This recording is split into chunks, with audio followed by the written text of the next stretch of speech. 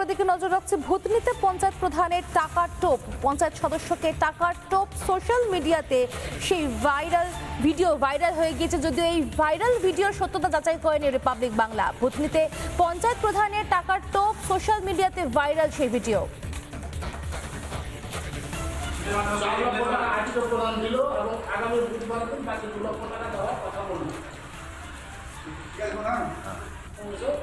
সমর্থন করবে এই সূত্র ধরে 6 লক্ষ টাকা দেওয়া হয়নি কিন্তু এখনো 4 লক্ষ টাকা আজকে প্রদান দিল এবং আগামী বুধবার দিন বাকি 2 লক্ষ টাকা দেওয়ার কথা বলল।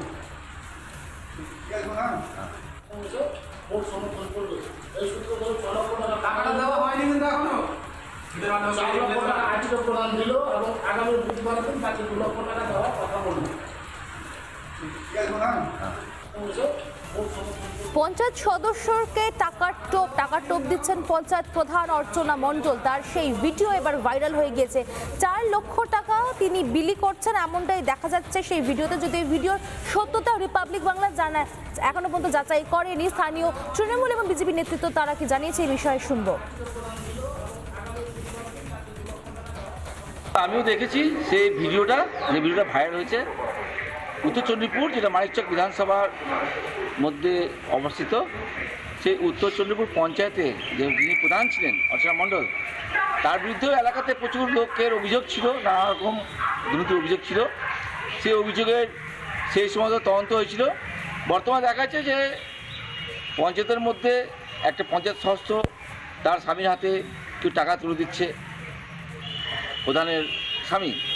এটা যে ভাইরাল হচ্ছে, আমরা মনে করি যে যেটা ভাইরাল হচ্ছে সেটার কী পরিপ্রেক্ষিতে টাকা দিচ্ছে, কেন দিচ্ছে, সেটা তদন্ত করা উচিত।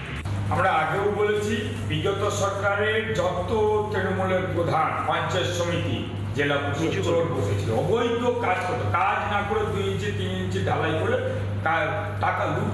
বিগত 24-25-এর যে বন্যা হয়েছিল সেখানে অবৈধভাবে নৌকার বিল, খিচুড়ির বিল, অবৈধ রাস্তার বিল তোলা হয়েছে।